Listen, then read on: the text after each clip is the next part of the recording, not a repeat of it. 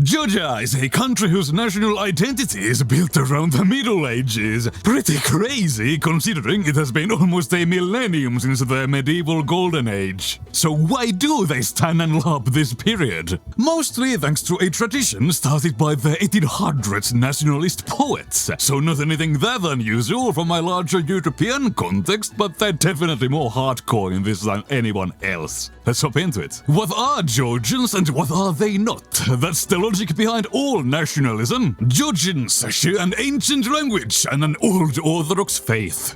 They were actually the second in the world to adopt Christianity. So that's the core of their identity, but what makes the story epic is how these aspects had to be struggled for. And this of course happened in the High Middle Ages. Everyone remembers David the Builder and Tamar the Great.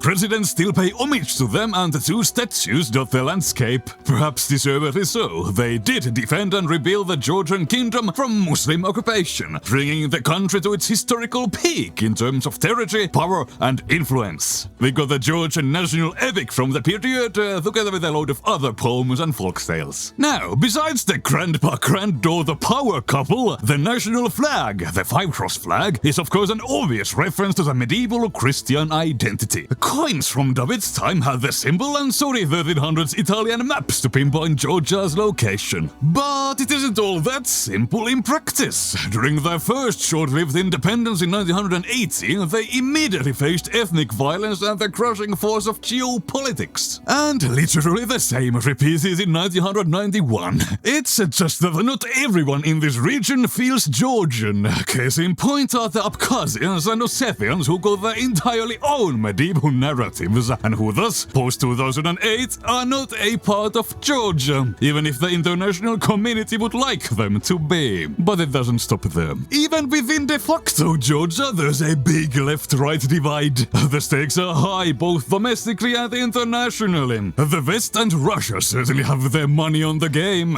Meanwhile, domestically, the liberal left feel they have always been Westerners. Indeed, Georgia and the West did have common crusades in the Middle Ages. But on the other hand, like the right understands it, Georgia has always been a part of the trad Eastern sphere with Russia and Byzantium. Yeah, they're both anachronizing and cherry-picking, but the right certainly pulls off the Middle Ages lob better than the left. David the Builder was indeed a massive conservative homophobe, and the Crusades had nothing to do with the modern liberal West. The bigger question, however, is, do you really want to return to the Middle Ages? What's in there other than a warm fuzzy feeling?